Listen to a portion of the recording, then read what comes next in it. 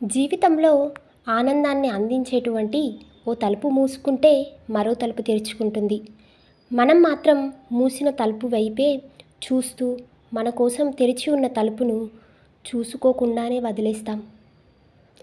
ఇక ఈ రోజు నుంచి 20 సంవత్సరాల తర్వాత నువ్వు చేసిన పనుల గురించి కాకుండా చేయని పనుల గురించి ఆలోచించి బాధపడతారు.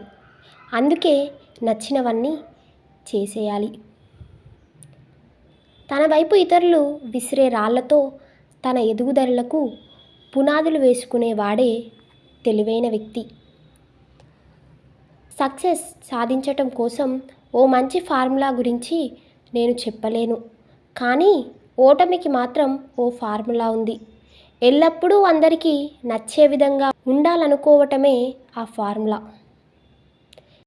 జీవితంలో కేవలం నువ్వు ఒక్కసారే జీవిస్తావు, కానీ ఆ జీవితంలో నువ్వు సరైన పనులు చేస్తే ఒక్కసారి జీవించినా చాలు, అందరి మదిలో నిలిచిపోతావు.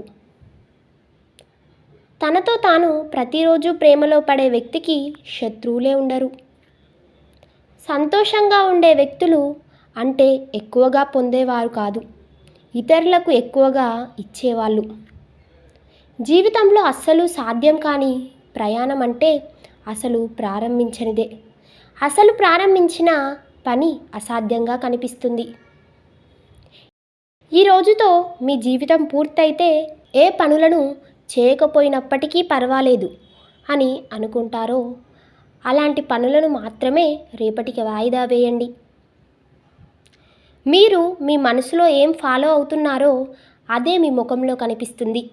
అందుకే ఎప్పుడూ పాజిటివ్గా ఆలోచిస్తూ ఆనందంగా ఉండే ప్రయత్నం చేయాలి. మనం కష్టాలను ఎదుర్కొంటాం, ఇబ్బంది పడుతాం, అదే జీవితం కాదు. జరిగేదంతా మనకు ఏదో ఒకటి నేర్పించటానికి జరుగుతుంది. ప్రతి నెగిటివ్ విషయంలో కూడా పాజిటివిటీని ఆలోచించండి. జీవితంలో మనం ఎవరిని కలిసినా వారి నుంచి ఎంతో కొంత తీసుకుంటాం. అది పాజిటివ్ అయినా నెగిటివ్ అయినా ఏది తీసుకోవాలనేది మనపై ఆధారపడి ఉంటుంది.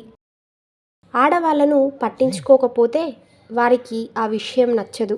దానివల్ల ఎందుకు ఇలా చేస్తున్నాడు అని ఆలోచిస్తూ ఉంటారు. ఈ వీడియో నచ్చినట్లయితే లైక్ చేయండి, షేర్ చేయండి, అలాగే మా ఛానల్ను సబ్స్క్రైబ్ చేయండి.